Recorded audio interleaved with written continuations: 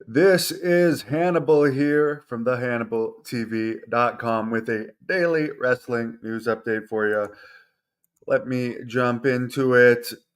As far as Bray Wyatt goes, Dave Meltzer on his podcast had a little bit more information on him. He had heart issues for a while when he was released a few years ago from his reported $4 million contract.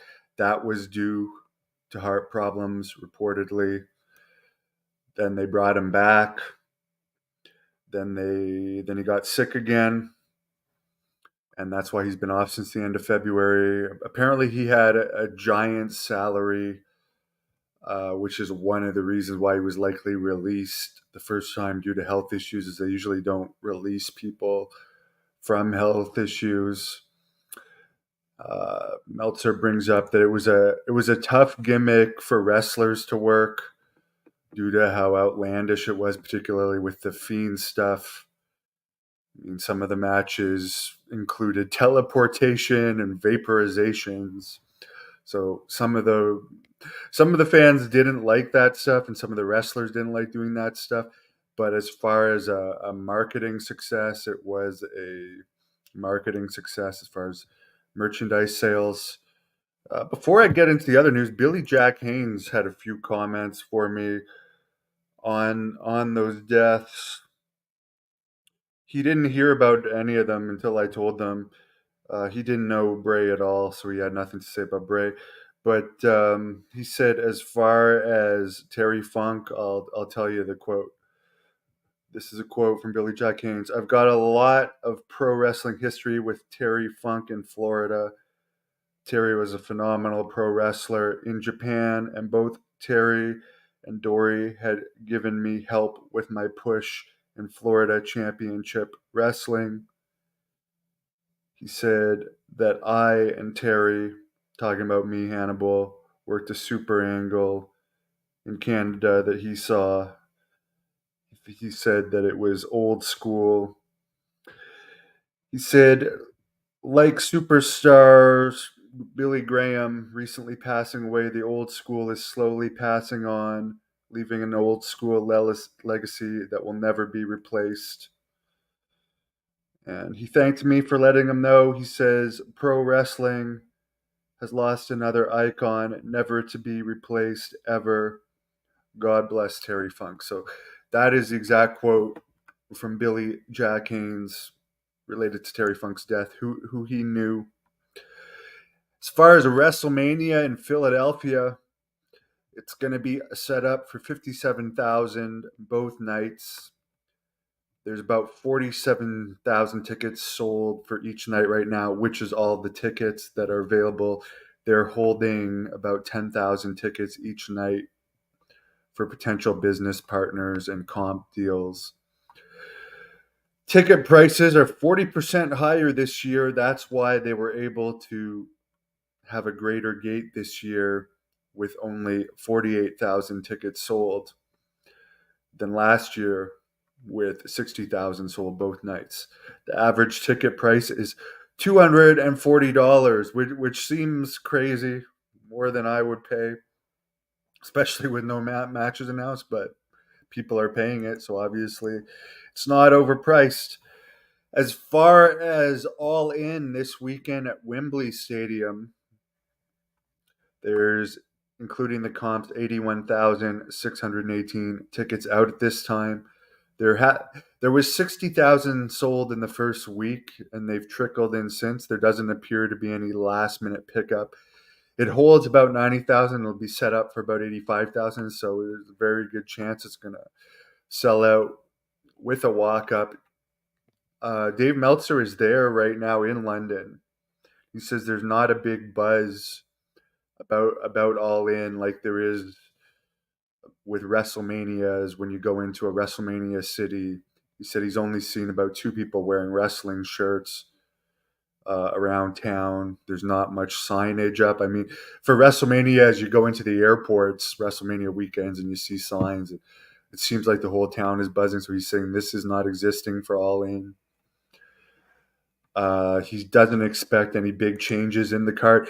It seems to me like All In and I've said this before, I'll say it again. The draw is it's going to be a big crowd at a stadium. To me, it seems like a very average card. It's going to be a historic card because they're going to sell out, and it's phenomenal that they've done this with nothing special on the card. Honestly, to me, there's nothing that really stands out on the card. Um, but so that's great for them. Big Show is teasing that his Captain Insano character might be on the show for anyone that cares about that. And I like Big Show, but that really, I mean, I don't care give a crap about Captain Insano. I've never seen the movie. I'm sure some people do. It seems like have Big Show and Mark Henry, like someone said in a recent comment on one of the WCW interview clips on here, WCW was known for paying people not using them. I think AEW is known for that more than WCW. Does what the hell does Mark Henry do? Maybe I'm missing something, but Mark Henry collects a paycheck. Big Show, does he do anything now that Dark Elevation has been canceled?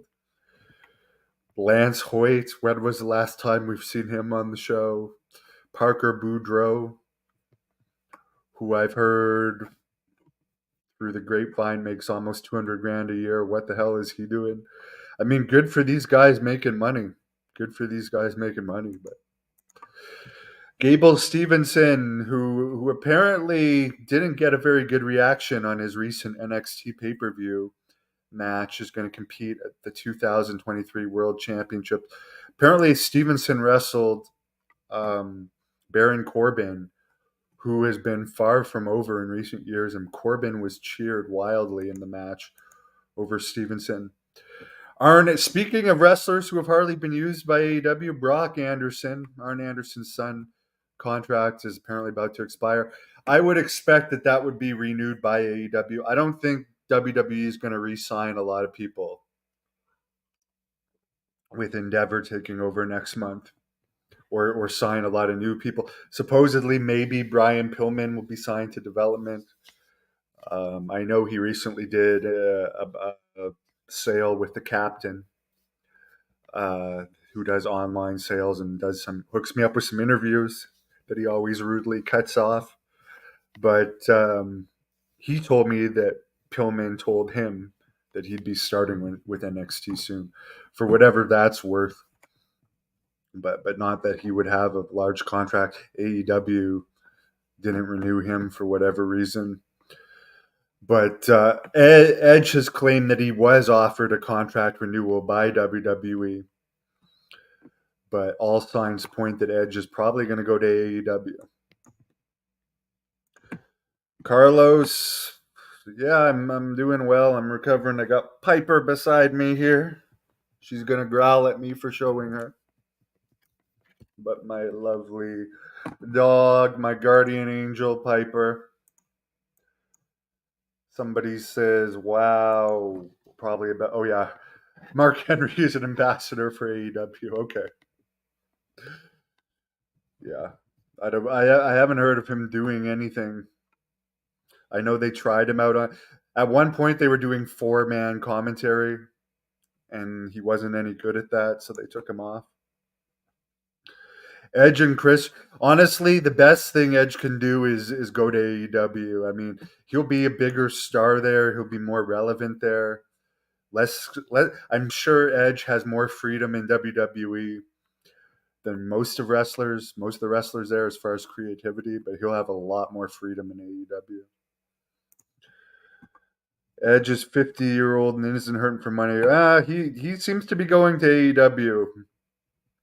From his comments that he's made about he's had an offer from WWE, and the rumors that he wasn't made an offer are false. But he's hinting that he's going to AEW. Renee Paquette, who works for AEW and is the wife, baby mama of Jon Moxley, has certainly hinted Edge is going. And why would you not go? Okay, let's look at this comment again. He isn't hurting for money, but he's 50. He doesn't have to wrestle much. He's making reportedly $3 million a year now in WWE plus merch.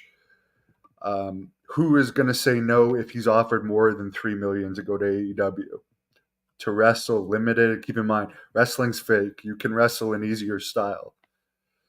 Like $3 million a year, you could wrestle 1 year and just put that money in an account for your kid.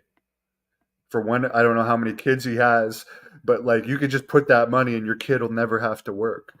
So why would you leave huge money on the table? And yes, he's done all there is to do in WWE. He's not going to beat Roman Reigns.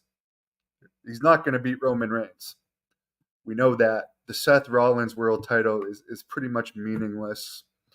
In AEW, he could be a legitimate world champion and have a better ending to his career and make a better, more of a difference.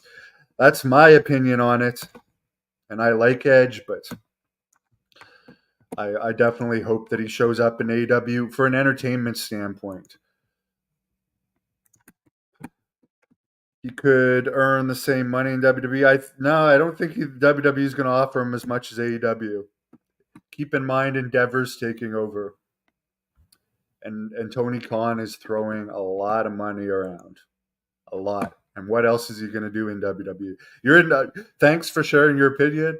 You could be right, but I truly believe for his career, it will be better. His fans want to see him in AEW for the most part. That we had a poll on this channel, and it was overwhelming that his fans wanted to see him in AEW. But his contract, although the wrestling portion of his contract has expired, apparently he's still under contract till the end of September. So we're not going to see him at Wembley this weekend.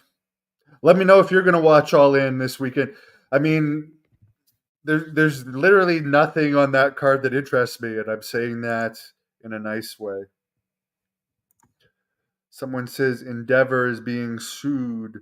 Yeah, I mean, the thing about Endeavor is they're known for not paying fighters well, and I think they're not going to be paying wrestlers as much and being as competitive. Maybe with the big stars, they'll be more competitive, but I don't think they're going to pay as much. I think they're going to, if you look at, if they let Francis Ngannou go, not that Francis was at Conor McGregor's level, but he was one of their biggest upcoming stars, and they let him go. I think that they're going to be less, they're going to take it less personal if wrestlers want to jump to AEW. And I do think they're going to get rid of a lot of development wrestlers. I've said it before, but development is a waste, a big waste of money at this point, in my opinion. And I think Endeavor is going to cut way back on development. That's my prediction. There's a lot of guys in WWE they could cut, and yeah, hopefully it makes WWE more interesting. I know they're doing pretty well. They're making more money than ever, obviously, but to me, I don't find their product entertaining. So I hope that when Endeavor takes over, there'll be some changes to make the product more. I mean, Terry Funk did an interview on this channel. By the way, his Final Shoot interview, the link is in the description. But he said it, the shows are so predictable. It starts off with a long promo, which it started off with since the 90s. And there's other long promos. There's so much talking, people standing around in the ring doing scripted, boring promo. I never seen Terry Funk stand in the ring for 10 to 20 minutes just talking. I really haven't. Have you guys? To me, they got to shake things up. Yeah, NXT, and like I've heard if they might turn NXT into a real third brand, but a lot of these guys that they're paying just to train, you don't need that anymore. You really don't. I'm telling you this. There's AEW, there's Impact, there's MLW, there's NWA, there's New Japan, where they can take people from. It's not like when WCW and ECW went out of business. There's so many other companies. You don't need to train people from scratch. And a lot of these guys train from scratch and never go anywhere. Have I ever been to the Double Cross Ranch? No, but I have been to Amarillo, Texas. and I talked to both Terry Funk and Dennis Stamp while I was in Amarillo, Texas, and I ate a delicious meal that was free at the Big Texas Steak Ranch because the owner of it had seen my incident with Terry Funk, and he was friends with Terry Funk, and he offered me a free steak, a gigantic beer, and I even cut a promo eating a raw steak outside of the steak ranch at Terry Funk on Terry Funk. So it was a lot of fun. Anyways, hope everyone has a wonderful Saturday, wonderful weekend. Checking out, follow us on social media, subscribe to this channel. We're almost at 400,000. Please give the video a thumbs up. I'm out of here. Thank you for watching the Hannibal TV. Please like this video if you enjoyed it and click the subscribe